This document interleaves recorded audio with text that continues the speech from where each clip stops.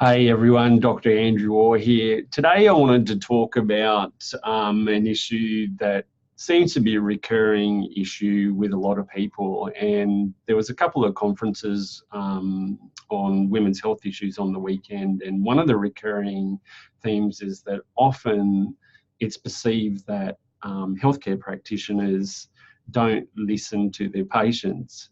Now, for someone that's been doing this for a long time and is very much in support of patient education and helping people with women's health and reproductive and gynecological issues, I can tell you now that a lot of practitioners don't listen to patients. And this is why we see that a lot of women's health issues like endometriosis are often up to 10, 12, 20 years before people are diagnosed, which means that a lot of people are, and I always use these terms, missed and dismissed. Now, that shouldn't happen. And the reality is, and the fact is, that if someone's taking up to 10 years to be diagnosed, and like even for polycystic ovaries and things like that can often take up to 5 years to be diagnosed, or, at very, they're saying on average somewhere between 2 and 3, there is a major issue that practitioners need to look at. As a practitioner, when we talk to patients, we should be sitting down going over their full history, and then we should be going over all their genuine concerns and actually really listening to the patient and listening to every concern that they had and their history and how things have progressed, and if they're not being managed properly, and listen to every extent of their life. So when a patient comes to see me, even before they even come in the door, I've sent them out, comprehensive questionnaires, mental health appraisal, and then I've got another comprehensive questionnaire that they have to fill out online and everything. So they get about 6 different forms of documentation, which then come to me, and then I have a look at it even before the patient sees me, so that when the person comes in, I've got the big picture of what their life is about, what is their actual issue, so that when we sit down, it's not a matter of all history taken, because I've already got their history. It's then talking about their concerns, and then more talking about treatment strategies and management strategies and what they do to do next, because they're in pain. They want to know what they can do. They don't want to keep rehashing the same story over and over and over again. And this is why a lot of people don't often come and see, because they don't want to have to explain everything over and over and over again. So this is why I do what I do, and have that no stone left unturned approach, because it's about listening to the patient.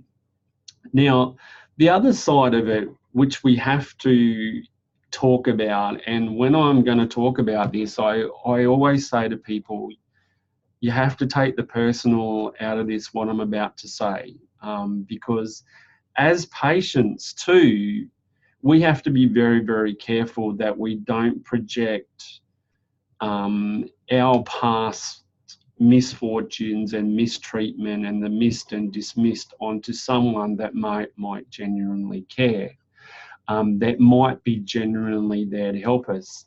I'll give you an example. Yesterday I was speaking to a colleague of mine who's a very, very open practitioner, a very skilled surgeon, an advanced trained surgeon, and very much a lovely person, got a, very, very thorough. I can say he's one of the good guys. Was telling me that a patient had come in, and before he'd even sit down, they were attacking him. What are you going to do for me? And do you do this? Do you do that? Do this, this? And then he had to sort of say, whoa, I understand where you're coming from, but, you can't project that onto me, because what can then happen is then you can get someone offside. So it takes a little bit of meeting in the middle, if you know what I mean. If you go in and think that everyone's a bastard, so to speak, then you're going to get people offside as well. But similarly, we can't dismiss that people are dismissed. So it's not dismissing that. It's just saying there is a right way to do things as well. Now, I'm all for patient education, as I tell people, and I am. I'm very much about informing patients, but I also know there is a lot of misinformation out there in groups, and sometimes I have to hold my tongue when I do see it. And we get people come in that want to tell us this stuff, or, you know, tell us how to do our job, or tell us this and that. And a lot of the time when we go to investigate the things that people perceive they have, or a diagnosis that they've thought they've had that they've got from other people, and being an internet warrior, are often actually not what they actually have. So sometimes you have to allow the person to do their job too. And because if you don't, you could end up on that vicious cycle again where people don't want to help you. And the genuine ones that do want to help you might get frustrated too, going, well, this person's just attacked me and I really want to help them. But at the same time, they're closed off like this. And at the same time, I can understand that, and that's part of me. I can understand where people, and it's about breaking down those walls, but it's also about coming together as well, and not having these preconceived ideas before you meet with someone, and don't go in with angst. And I say that to both practitioners as well as patients, because some practitioners have this preconceived idea about a patient before they even get there, based on previous experience or what they think the person is, and they haven't even seen them yet. So that's why I always say I'll correlate all that history first, so it gives you a lot of information to see what's going on with the patient. But similarly, when you've been through the ringer, you have to be a little bit careful that you don't come across aggressive to someone that might be genuinely caring and genuinely want to help you, because then they'll put their walls up and go, well, I can't help this person. Or some people actually put the walls up so far that they just have this idea in their head that they have this certain condition and it's this, and they won't see outside this little box. And that makes it hard too, because when you're trying to help them and you know it's actually something outside that box, they don't want to hear it too. So it's a big, big issue, and we've got to break down some of these walls now between the patient practitioner. Now, as I say to everyone, in every profession, there's good and bad. It doesn't matter whether you're a car salesman, real estate, whether you're a doctor, a specialist, whatever. There's good and bad. But you need to see the right people. And I think what happens is a lot of people see the wrong people, and then it's like, well, all doctors are like this, or all car salesmen, or all lawyers are like this, when it's not actually true.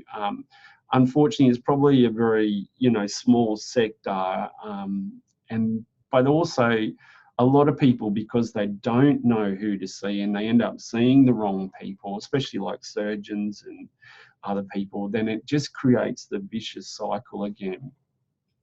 So what I say to everyone now is that when you go in to see someone, just sit back a little bit first. Don't go on the attack when you get there.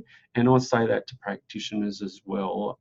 But make sure you're seeing someone that you know has your best interest at heart, because you need to know that someone's going to get all your symptoms and case and really listen to you, and look and see, is this person really listening to me? And but at the same time, don't go in there going, I want you to do this, do you do this, do you do this, do this, this, because they probably do, but you can't get them offside too. So it's a little bit of meeting in the middle. It's like any conversation. It's like, come, let us reason and let's see how we can help you. And so it takes a little bit of both. But at the same time, having been through a health issue and going down the road of health stuff myself, I know how hard it is to find good people, and I know people don't listen, and I know people get lost in systems, and I know all the things that happen, but also not everyone is like that.